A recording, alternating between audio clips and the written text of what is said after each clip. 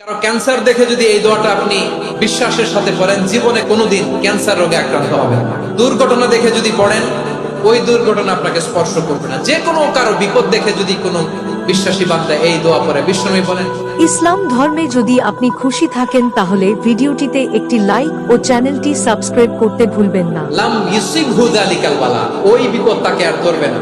উফিয়া মিনহু মিন যালিকাল বালা কাইনাম মা কান, সে যতদিন হায়াত পাবে কোনোদিন ওই বিপদ তাকে স্পর্শ করবে। অনেক সময় আমরা দেখি হাসপাতালে ক্যান্সারের 3rd স্টেজে চলে গেছে, লোকটা হ্যাংলা হয়ে চিকন হয়ে হায়রে কি কষ্ট পায়, দেখি না? বিষ্ণু বলে, একটা দোয়া যদি কেউ অন্যের কোনো বিপদ দেখে পড়ে, ওই বিপদ তার জীবনে কখনো আসবে না। অনেক সময় হয় যে আমরা মহাসড়ক দিয়ে যখন চড়ি, দুর্ঘটনায় আইরে আল্লাহ, দুর্ঘটনায় মানুষের মাথা একদিকে, দেহ আরেকদিকে, ব্লিডিং, এরকম হয় না? আল্লাহ তুমি হেফাজত করো।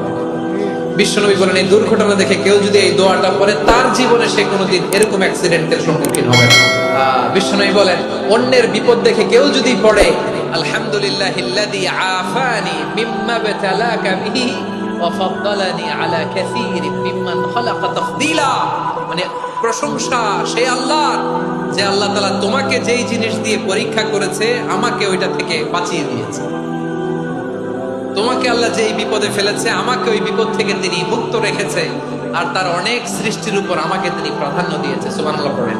আমার প্রিয় ভাইরা, তাহলে পুরো আলোচনার সেন্ট্রাল থিম হচ্ছে, আমাদের জীবনে বিপদ আসবে, কষ্ট আসবে, দুঃখ আসবে, কিন্তু বিপদে আপদে আমরা হাল ছেড়ে দিব না, হতাশ হব না। মুমিন হতাশ হয় না, নিরাশ হয় না, হাল ছেড়ে দেয় না। মুমিন ভরসা রাখে একজনের উপর। আওয়াজ করে বলুন, তিনি কে? বিপদে পড়লে আমাদেরকে উদ্ধার করে কে? আবার আমাদেরকে যদি কোনো নেয়ামত আল্লাহ দিতে চান, ওইটা কেড়ে নেওয়ার ক্ষমতা কারো আছে? তাহলে আমরা কানেক্টিভিটি বাড়াবো কার সাথে? আমাদের প্রার্থনার ফরিয়াদের হাত তুলবো কার কাছে? রাজি আছেন? পটুয়াখালীর ভাইয়েরা, মনে থাকবে কথাগুলো?